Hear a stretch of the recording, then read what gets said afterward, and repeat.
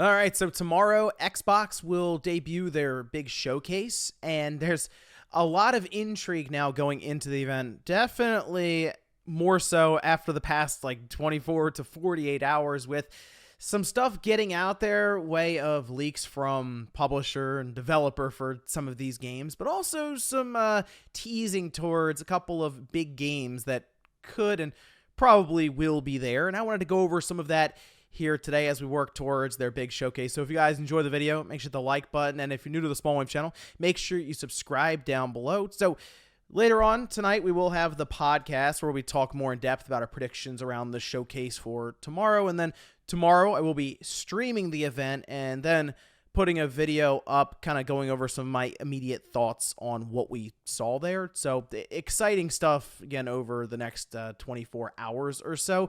Next week, we will be back on track with Tech Wave and all of this. I've been doing some work to kind of the setup for Tech Wave and streamlining it a bit more. So it might look a little different when it comes back, but have a lot of plans in line here for that series. So exciting stuff there. But let's talk about some of the stuff that's gotten out online ahead of this showcase from Microsoft, starting with the big one, which someone over at Atlas, I'm sure, is feeling the heat right now, as Atlas West decided to leak a couple of big announcements for the showcase: Persona 3 Reload and Persona 5 Tactica. Persona 3 Reload being the remake of Persona 3 that we've been hearing about for a little while now, but it's seems that we are going to be seeing it on Sunday, as these trailers that even got out there. We have the key art trailers and even store listings that started to go live as we went through Friday. And it seems pretty obvious that these are Xbox trailers for these games, as they are both tagged with Xbox Game Pass at the end. No other platforms mentioned. Again, it's at Xbox's showcase. It does appear that these two titles will be across the board on all the platforms, so Xbox, PlayStation, Nintendo. Curious about PC. That's an interesting one that could be up in the air, but seems that Atlas kind of got the message that, oh, if we put these Persona games on a bunch of platforms, we'll get more sales.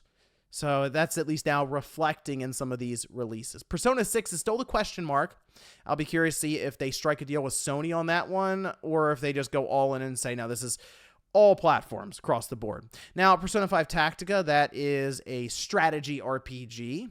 And then with Persona 3 Reload, people started to attach it to other things that were showcased in certain investors' pitch video. Now, it's to my understanding that there is another Persona game that's in the works, another spin-off.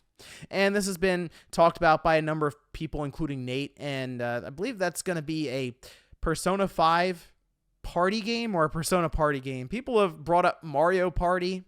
That'll be interesting to see how that one turns out. Apparently that's next year. So while these two trailers leaked online, it's very possible there's another Persona game that could be revealed at Xbox Showcase, or that's just being held by Atlas for a reveal next year.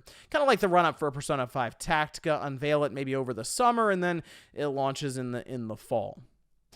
But because we now have Persona 3 Reload seemingly confirmed, again, we'll wait for Sunday for the official reveal, it is being attached to Jet Set Radio.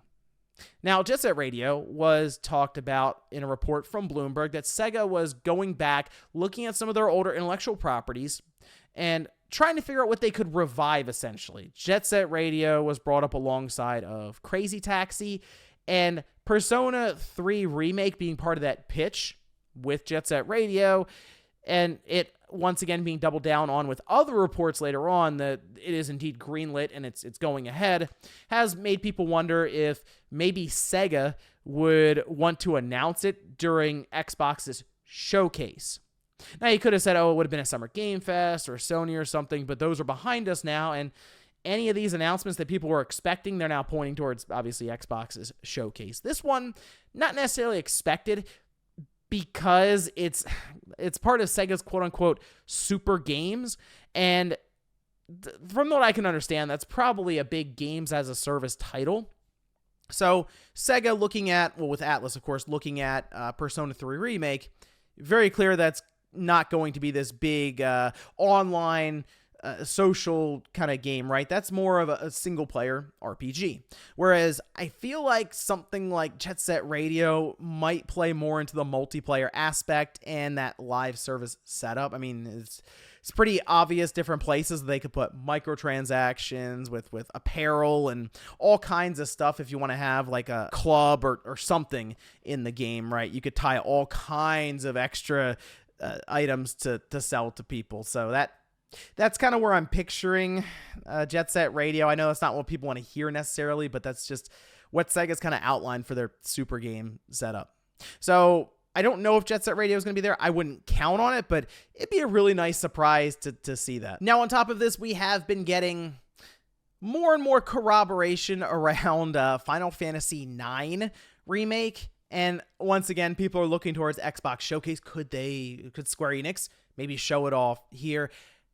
I feel like Square has a lot going on right now, and if anything, maybe they show up with Final Fantasy Tactics Remaster. All right, so I'm not necessarily counting on 9 Remake to be talked about until maybe next year, but it sounds like Square is all aboard the remaster remake train, and it's not slowing down anytime soon. So I guess it's possible. I just wouldn't count on that one either.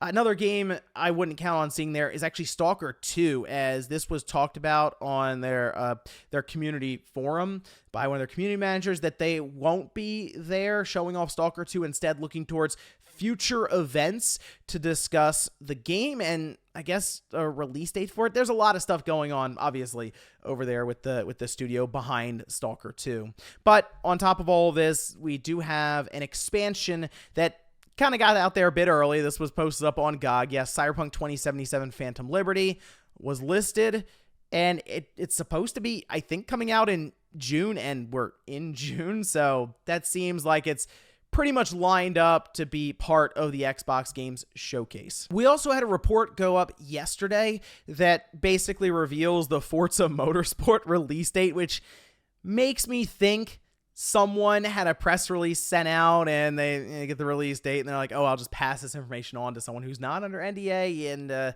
here we are. Forza Motorsport releasing October 10th. So 10 days before Spider-Man 2. And in fact, those 10 days in October are starting to look pretty stacked with Forza.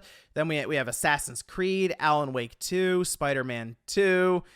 A lot of stuff happening there in October as that starts to fill up there. But it also makes you wonder, okay, so Starfield in September, Forza Motorsport in October. Will Microsoft have something set up for November? It's possible that they would have something like Hellblade 2 ready to go, but we also know that there is apparently a standalone Call of Duty, a new title that will be introduced, and for third party, that does make Microsoft and Sony a lot of money, so I feel like they try to avoid that if they can. But hey, if Hellblade 2 is ready to roll, it's like they fit it into November, and that'll be a pretty good holiday run for Microsoft. Otherwise, I feel like Hellblade 2 will be at this show, and maybe they'll set it up for like the first half of 2024. It seems like a pretty good way to start the year. Which, while we're talking about Starfield here for a minute, a bunch of the different editions have also leaked out. This comes way of D-Labs, and they've been dead on with all of their retail information, and at times just games in general that haven't been announced. And we have a standard, a premium, and a Constellation edition. I mean, standard, while it is in euros here, it's going to be a $70 game. Premium might just have some added benefits for in-game items or Steelbook, anything like that, right? Constellation Edition is the one I'm curious what they're going to put in there. I assume there will be some sort of statue or model or something for it being $300. It's going to be interesting to see what that turns out to be, or I guess maybe like $280 or something in there. And also the controllers for Starfield just started being sold in stores. Some were able to get through the register. Others, it would scan and come up and say June 12th or something is when it was going to be available at retail. So sounds like they'll announce the controllers during the showcase and they'll be available a day or two later. But the big one that I'm sure many people are curious about is probably Fable, and yeah, I do believe it's going to be at this show. In fact, more and more people continue to tease this. I even saw very recently, I think like an hour or two ago, Andy Robinson tweeted out clearly teasing Fable being at this event, and I'm hearing more and more talks of this game being there, and it sounds like it will be present in a much more meaningful way than what we had last time it appeared, 3 years ago, as just CGI.